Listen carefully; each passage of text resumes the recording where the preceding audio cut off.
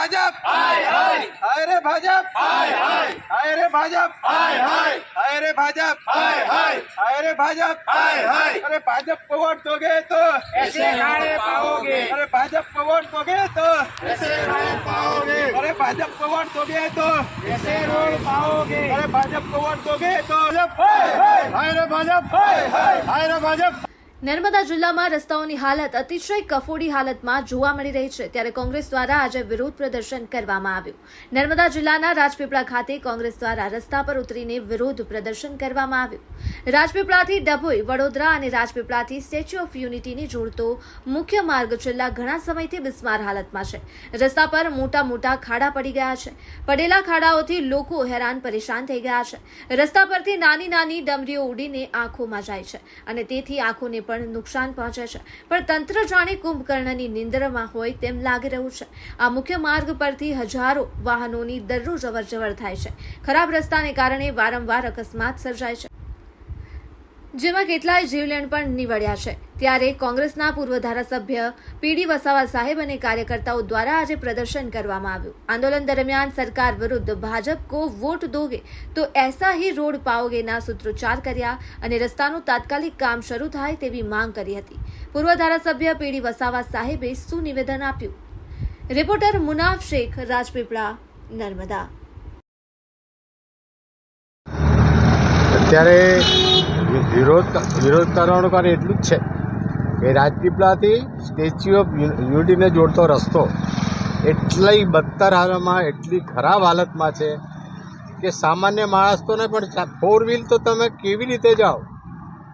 આમ તો સમગ્ર વિશ્વમાં જેનું નામ ચાલે છે સ્ટેચ્યુ ઓફ યુનિટીનું, એ રસ્તા એ પ્રવાસીનો જવા માટેનો જ રસ્તો જો આવી ખરાબ હાલતમાં હોય, ગાડી ચાલી શકે એમ જ નહીં હોય એવા રસ્તા, તો કેવા રસ્તા કોન્ટ્રાક્ટરે બનાવે છે કે જેથી હજુ તો એની મુદત પણ પૂરી થતી જ ને એ રસ્તાઓ બિલકુલ તૂટીને નબળા થઈ ગયા।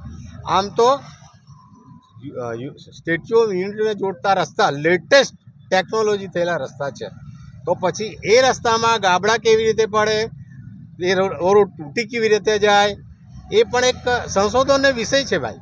એટલે તમે જે કંઈ રસ્તાઓ બને છે એની તમે ક્વોલિટી જાળવતા નથી, અથવા તો તંત્ર એના પર પૂરતી દેખરેખ નથી રાખતું, એટલે લોકોને આ મુશ્કેલી પડે છે। સરકારની ને તંત્રની જવાબદારી છે કે લોકોની મુશ્કેલી ના પડે।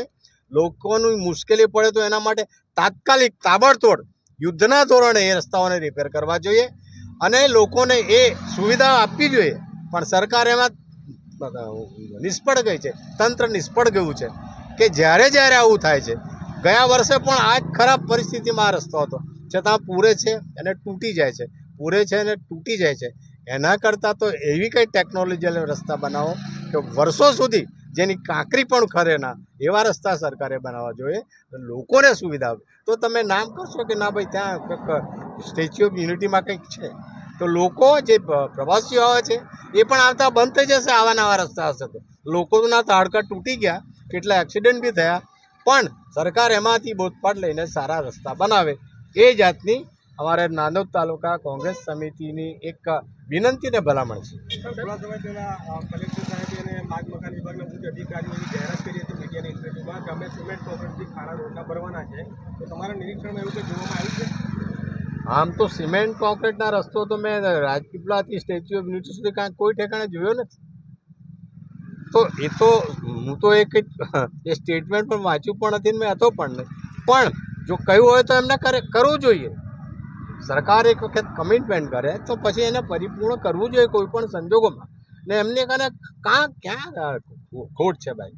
હા, પૈસા તો રોડ ને રસ્તામાં તો આવે જ છે, તો એનો ઉપયોગ થાય લોકોને। આજે આપણે ક્યાંથી ક્યાં સુધીની વિઝિટ કરી અને એમાં તમને શું જોવા મળ્યું? મેં બદામથી ચિત્રાવાડી, આ બાજુથી તમે રાજપીપળા, જકાતનાકા, વાવડી, પેલી બાજુ આપણે છેક ગોપાલપરાથી આગળ સુધી રસ્તા પર હું આવ્યો, પણ ખાડા તો લગભગ તેવા છે, હવે મન તો લાગ્યા છે વાવડી કને તો ખાડામાં એટલા બધા ખાડા છે કે જેને તમે સ્પીડમાં આવો તો ગાડી ઊંધી જ પડી જાય કે ગબડી જાય એવો ઘાટ છે।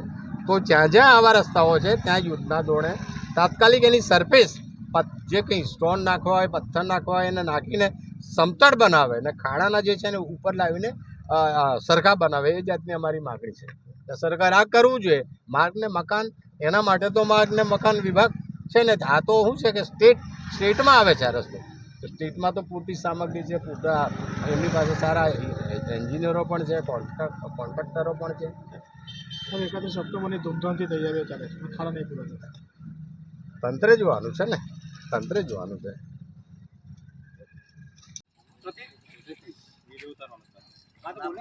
भाजप को वोट दोगे तो ऐसा रोड पाओगे, भाजप को वोट दोगे तो ऐसा रोड पाओगे, भाजप को वोट दोगे तो ऐसा रोड पाओगे, भाजप को वोट दोगे तो ऐसा रोड पाओगे, भाजप को वोट दोगे तो ऐसा रोड पाओगे. हाय रे भाजप, हाय हाय, हाय रे भाजप, हाय.